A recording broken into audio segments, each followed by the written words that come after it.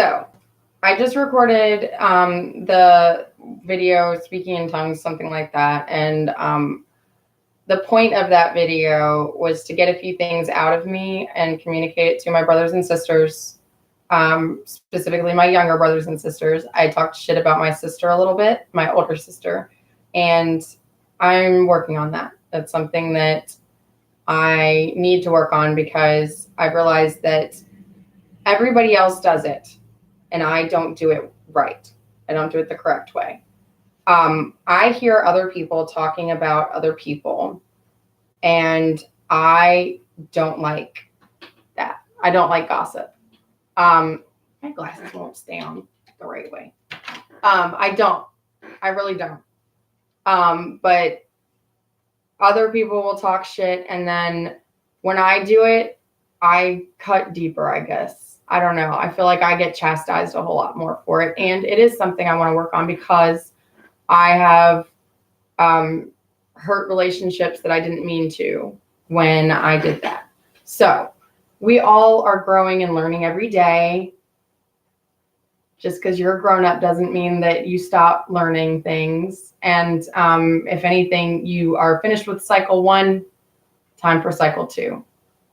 I'm going to explain that a little bit more in one of my series called Lessons for Landon and Livy. That one is, there's going to be different ones for Landon and different ones for Livy. But nobody calls Olivia Livy normally.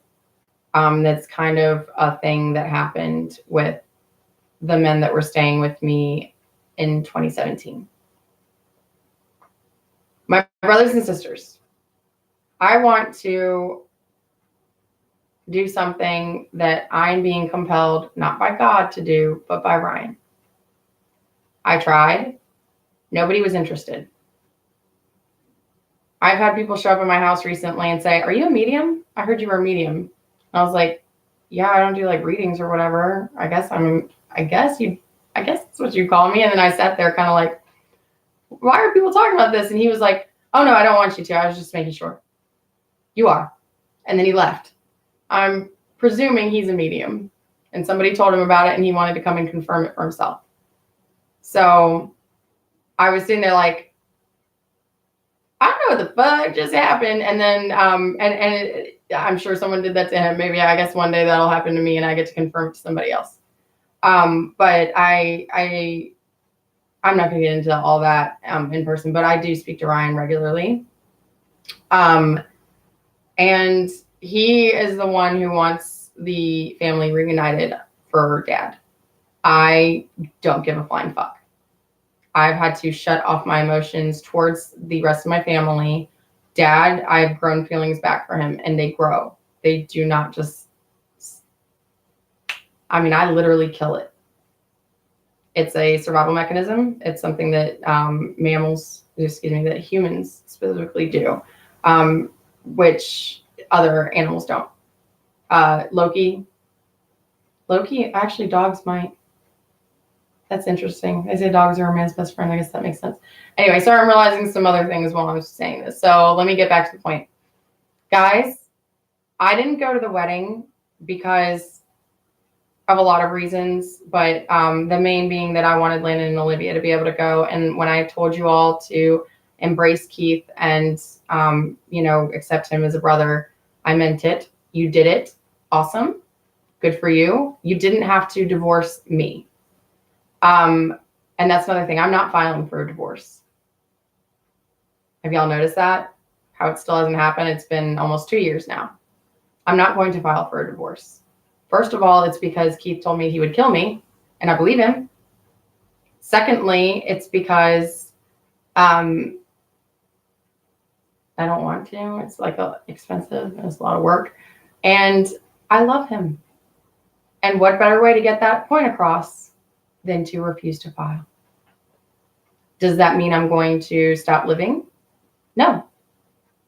But since we're going to redefine the way that the world is based on whatever's convenient for Keith, I'm going to redefine it based on what's convenient for me, which is I love him. I'm still married to him. When he files, I will willingly go along. But to get a protective order against me and to say that he's afraid of me, that was a bitch move. There were a lot of bitch moves that he made, thinking that I was going to attack him. He obviously doesn't even know who he was married to.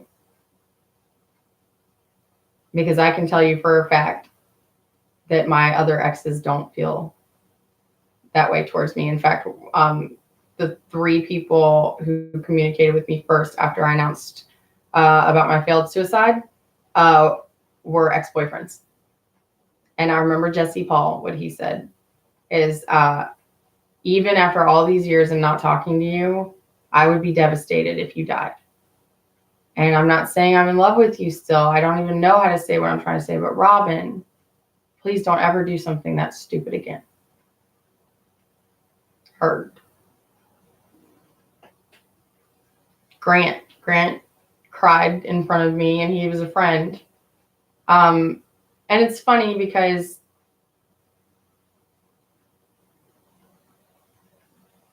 I just never had a good perception of myself. And I don't think you all knew that. I keep like in my head going brothers and sisters, and then I'm like, I'm really just very specifically speaking to my brothers and sisters. I'm not saying this to anybody else. But I have to do this publicly because none of you will reply to my texts. So I don't know if you have me blocked. So if you're watching this and you're not Aaron, Andrew, Rebecca, or Ruth, pass it along, please. Thank you. Because whoever was watching this for so long was probably Keith. So he's not going to do it. But somebody was watching for, 2 people were watching for a good little bit, and then they kind of cut it off.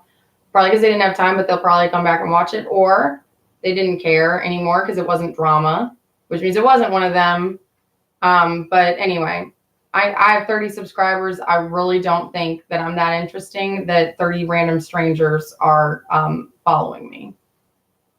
I am not delusional.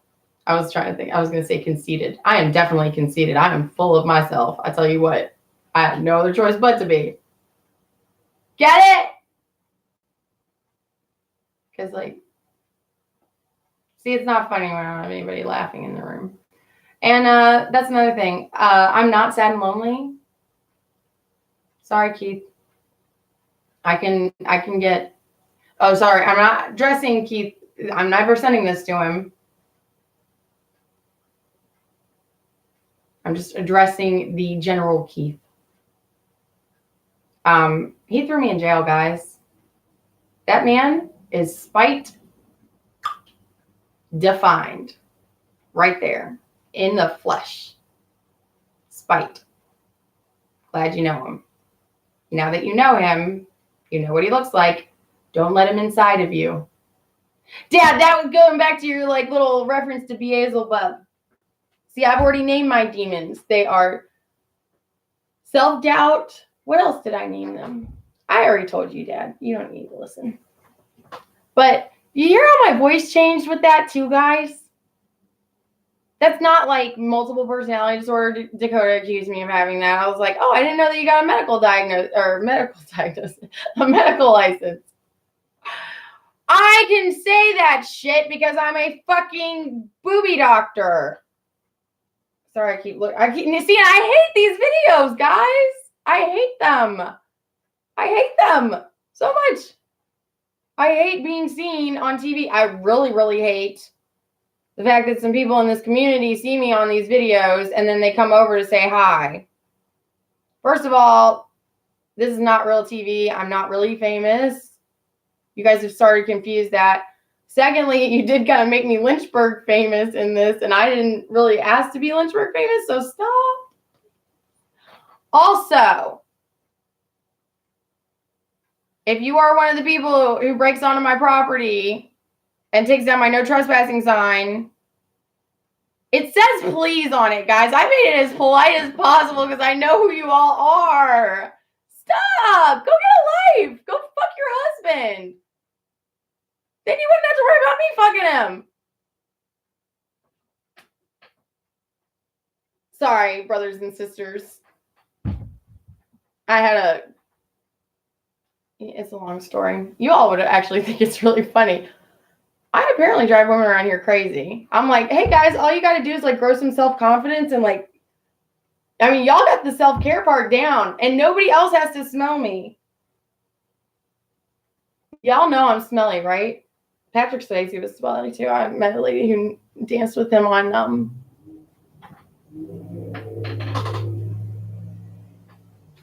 Dirty Dancing. I kept wanting to say Dances with Wolves, and I was like, he wasn't in Dances with Wolves. And then I was like, it's because I've realized that I'm a Native American, just like the Dances with Wolves lady. I was born white, but all I had to do was get a tan. Anyway, Dave's Native American. I keep talking about him, and I was going to not talk about him because we broke up or whatever, but we're still friends. I don't know what we are. I guess we're friends. We're friends. I don't know. He's a weird old dude. Anyway, I miss you guys. I love you. I wish you'd pull your heads out of your asses because it's not a healthy way to live. And that's not a funny joke because it's truth. So please stop. Even flamingos don't put their heads up their asses. They just dip them down. So kindly do the right thing. Remove your head from your ass and text me. Andrew, I think I still have you blocked. Do not ever say that shit to me again. It is not funny. I literally killed myself. And the only thing that I can think is that you're like confident enough that I'm not going to do it again, or you really do wish that I would. Whichever one of those is true, I would like to know, because it is an either or, and I think you need to really think about that. And if you really seriously want me dead, why? I didn't do anything to you.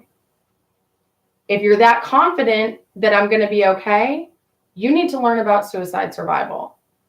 Because I am a unicorn. There are like 10% of suicide survivors survive. Those statistics are after years and years and years, but the like critical period is like the first couple years after.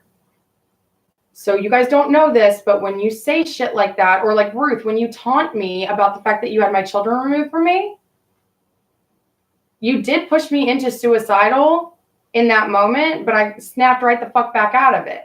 But you had me put in the hospital after trying to make me suicidal. Do you see what I'm saying? That's bizarre. That's sick. It's evil. And I still forgive you because Ryan is making me.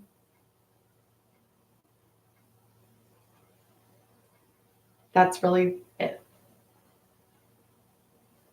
Because even when I say it out loud, I'm like, God fucking damn it, Ryan.